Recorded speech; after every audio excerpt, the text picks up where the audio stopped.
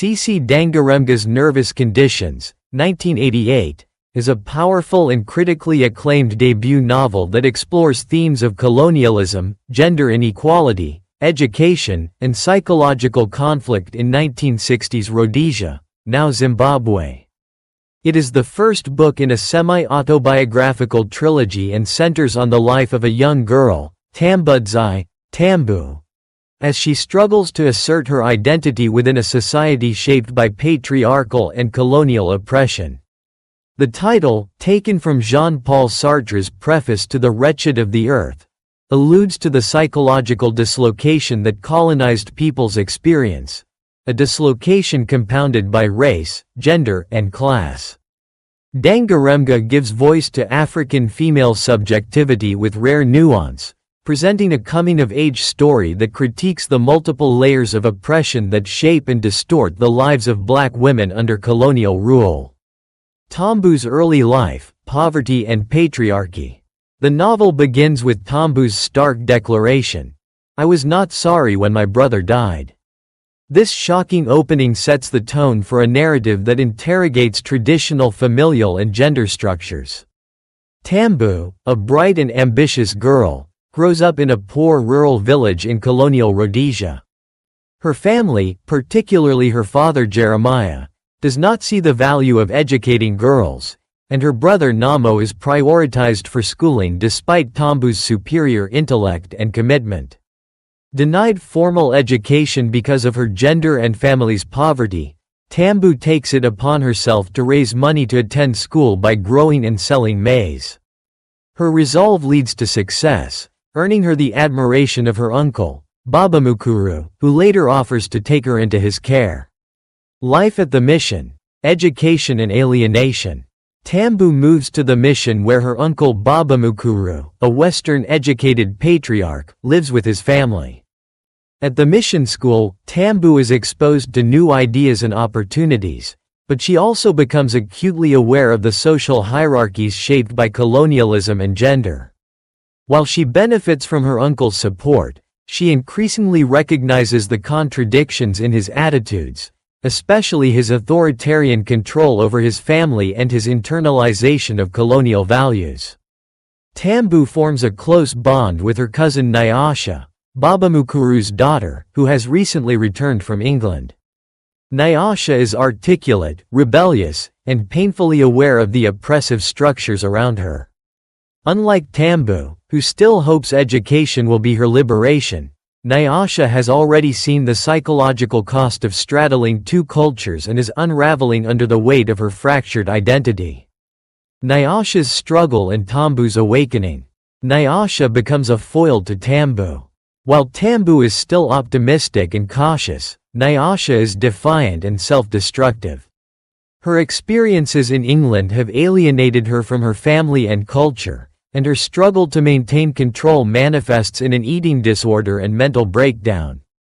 Nyasha's turmoil forces Tambu to question the assumptions she has made about education, identity, and success. Tambu begins to understand that the system she once revered, colonial education and the patriarchal order, is deeply flawed. Despite her academic achievements, she sees how women like Nyasha, her Aunt Lucia, and her mother suffer under systems that deny them autonomy and voice. The novel ends with Tambu preparing to attend the Sacred Heart, an elite, predominantly white Catholic school. While she looks forward to the opportunity, there is a growing awareness in her narrative voice that assimilation into the colonizer's world will come at a cost. Her journey is not one of triumph but of unresolved tension between empowerment and alienation. Major themes. 1. Colonialism and cultural dislocation. At its core, Nervous Conditions critiques the colonial system in Rhodesia. The Mission School and Sacred Heart represent institutions of colonial indoctrination that reward compliance with Western ideals and marginalize African identity. Characters like Babamukuru are educated and respected because they align themselves with colonial values, but in doing so, they often distance themselves from their roots. Nyasha's disintegration is perhaps the most tragic example of this cultural dislocation. Raised in England and brought back to Rhodesia, she finds herself unable to fully belong in either world. Her sense of not fitting in, of being too white for the blacks and too black for the whites, results in psychological distress. The nervous condition is thus not merely personal but political, emerging from systemic cultural erasure. 2. Gender and patriarchy. The novel presents a scathing critique of patriarchy in both traditional African and colonial contexts. Tambu's father openly declares that educating daughters is a waste, as their place is in the home.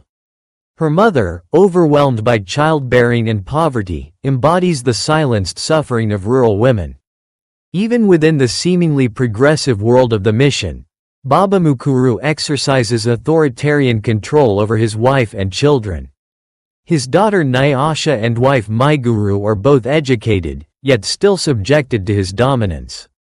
Maiguru, who has a master's degree, is financially dependent on her husband and is expected to remain submissive.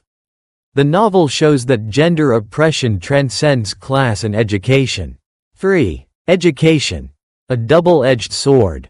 Education in nervous conditions is depicted as both a pathway to self-betterment and a mechanism of cultural assimilation. For Tambu, it is initially a source of hope, a way to escape poverty and gain independence. But as the novel progresses, she begins to see its limitations. While Tambu gains knowledge, she also risks losing touch with her culture and community. Her internal conflict reflects the dilemma faced by many colonized subjects: how to navigate systems built by the colonizer without becoming complicit in their own marginalization. The novel does not dismiss education entirely, but it urges a critical engagement with its purpose and effects. 4. Mental health and psychological trauma. Nyasha's eating disorder and emotional breakdown highlight the psychological cost of colonialism and patriarchy. Her mental illness is not treated with compassion but with shame and denial by her father, who views it as rebellion rather than suffering. Nyasha's condition exemplifies Sartre's idea of nervous conditions, the psychic damage inflicted by systemic oppression. Tambu's more subdued reflections on her own feelings of disconnection and guilt also suggest the subtle ways in which psychological trauma operates. The novel calls attention to mental health as a legitimate and pressing issue, especially for those caught between conflicting identities. Character analysis. Tambudzai, Tambu. Tambu is the novel's narrator and protagonist. Intelligent, determined, and observant, she begins the story with a clear goal: to receive an education and escape the limitations of rural life. Over time, she matures into a more critical thinker, recognizing the ideological traps within systems of power. Tambu's voice is reflective and nuanced, and by the end, she is more aware of the moral compromises that come with privilege. Nyasha. Nyasha is Tambu's cousin and intellectual mirror. She is bold, questioning, and emotionally intense. Her time in England has left her alienated, and her attempts to reclaim her identity lead to self-destructive behavior. Nyasha is the novel's most tragic figure. Her struggle illustrates the cost of internalizing colonial and patriarchal expectations. She represents the psychological fallout of systemic oppression. Baba Mukuru. Baba Mukuru is a complex character. As the family patriarch and a Western-educated man, he embodies respectability and success. However, his rigid moral authority and internalized colonialism make him a repressive figure. Though he supports Tambu's education, his authoritarianism stifles dissent. He believes he is helping his family, but his actions often reinforce harmful structures. Maiguru. Maiguru is Baba Mukuru's wife, educated, gentle, and compliant. Despite her qualifications, she is financially and emotionally constrained by her husband's dominance. Her moments of rebellion, such as leaving home briefly, reveal her inner conflict between duty and autonomy. She symbolizes the educated woman who is still confined by gender roles. Tambu's parents. Jeremiah and Manini, Tambu's mother, represent rural traditionalism. Jeremiah is lazy and patriarchal, believing that investing in daughters is pointless. Manini, while more nurturing, is resigned and emotionally burdened. Both characters contrast with the Mission family, but their struggles emphasize the intersection of poverty, tradition, and gender. Narrative style and structure. The novel is written in the first person, providing an intimate, reflective account of Tambu's thoughts and growth. Dangarembga's prose is lyrical, honest, and often understated. The narrative is linear but interspersed with flashbacks and introspection.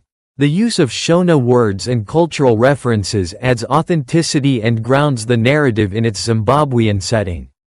Importantly, the novel does not offer clear resolutions. It ends with Tambu poised on the brink of further assimilation, still hopeful but more cautious. This ambiguity underscores the complexity of the issues the novel tackles.